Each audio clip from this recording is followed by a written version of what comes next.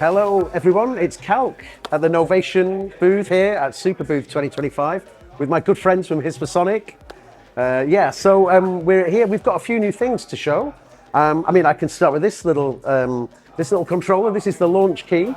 It's the 37 Mini, and now it's available in white. It's exactly the same as the normal Launchkeys, but obviously just in a different colorway. So if you like your white controller keyboards, we can now supply you with a white controller keyboard.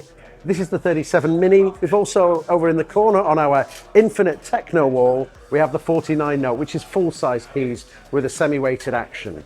So just nice color options if you're looking for that for your Launchkey. We also have, in fact, just behind you, Javi, we have Swifty, the artist here, doing a nice big piece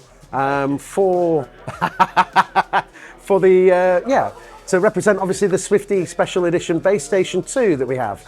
This is a special limited edition bass station with artwork provided by Swifty. It's looking really nice. So to celebrate that, we brought him over to do a nice big art piece on the wall. But perhaps the biggest news is the Launch Control XL, the new Launch Control XL. We're calling this version 3, and it's essentially a development from the original Launch Control with a lot of sort of similar layout. We have 24 encoders here, 8 faders here, 16 buttons at the bottom, but some nice new features in there as well. So we now have a screen. We can use the screen to check out what we're controlling when we're working in our DAW, or because we now have also got MIDI outputs on here, if you want to use this to control your hardware devices as well. So with the Launch Control XL, it's essentially a collection of encoders.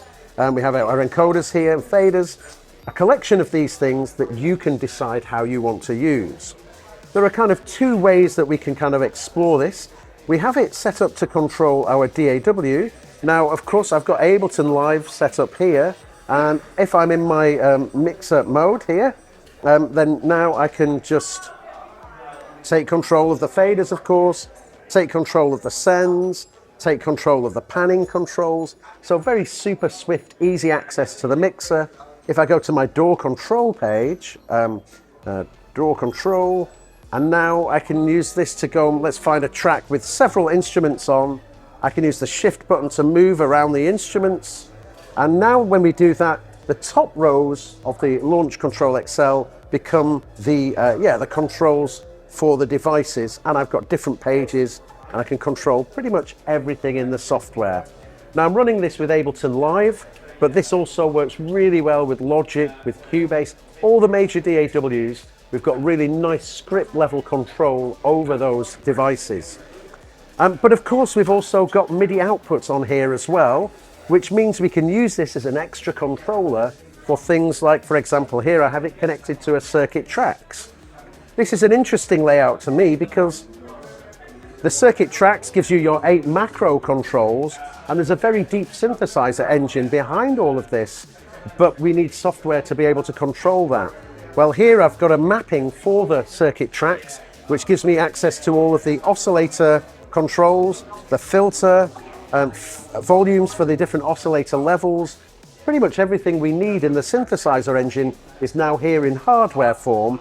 And that means I can now really do some sound design, really serious sound design, using the Launch Control XL.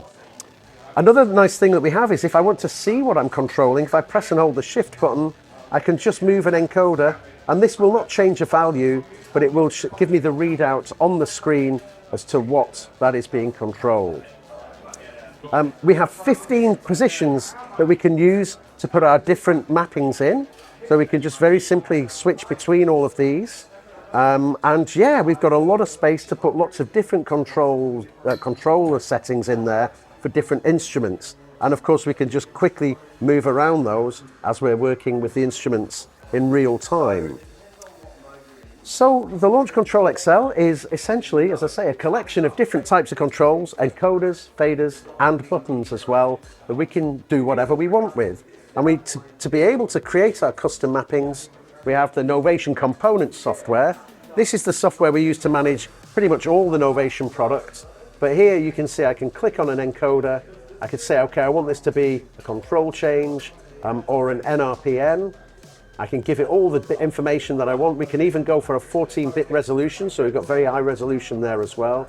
Set minimum and maximum value, give it its own MIDI channel if we want, or keep it set to the global channel, the channel of the Launch Control XL. And then of course we can change the color as well. So we can use the LEDs as a nice label to show us what that control is doing.